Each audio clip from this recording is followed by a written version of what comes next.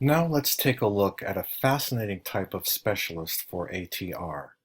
This would be a diviner and divination. In a pre-corona classroom scenario, I would ask if any of you smart young things knew what divination happened to be. Most of you have been exposed to divination, but haven't attached that label to your possible experience. A few years ago, Jenny was a senior in high school and couldn't decide if she wanted to go to her prom with Seth or Sid. They both had asked her to go. So Jennifer got into her old Pinto and drove up to Cave Creek Road. She got out of her car and went toward an old, very old house, almost covered with trees and shrubs. To her surprise, an old lady came out and said hello and recited her name. Olga wore a very colorful dress and scarf. She escorted Jennifer into her house and they sat at a table across from each other. Jennifer told Olga that she couldn't decide between Seth and Sid. Olga proceeded to look over some very colorful cards and started to look into a clear spherical object.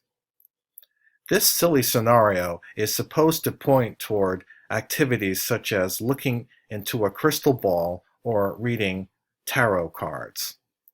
Take a read through the quote on this slide. This quote from your chapter from Wande Abimbola is an example of what your author called shamanism democratized. Shamanism is a broad term that covers many diverse activities by religious specialists in tribal contexts. Wande is explaining that popular aspects of a complex type of divination can be practiced by almost anyone in Yoruba land. His example is a popular orisha of justice and metals called Ogun. Besides his example, it is not unusual for people in Nigeria and surrounding countries to hang a piece of metal on a car's rearview mirror.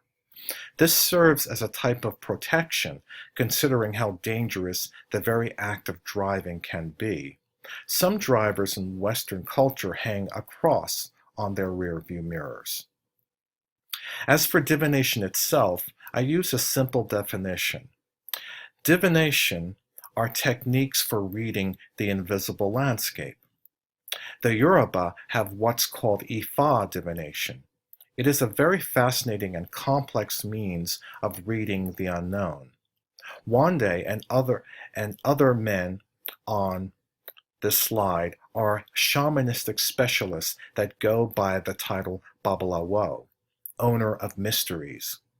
This slide shows some of the materials used in this type of divination. There are cowrie shells, divining powder, and different types of divining trays.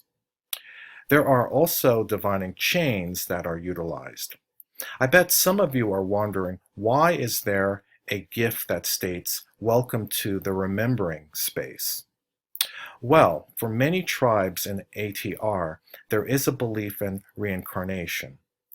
The problem is that when one is reborn, one forgets the past and one's destiny.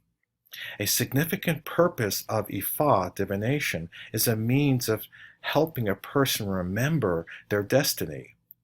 That's probably why your quirky old professor has a picture of the philosopher Plato on this slide. That great philosopher also believed in reincarnation, besides believing that learning is a type of remembering. For example, a tribe member might go to see the Babalawo.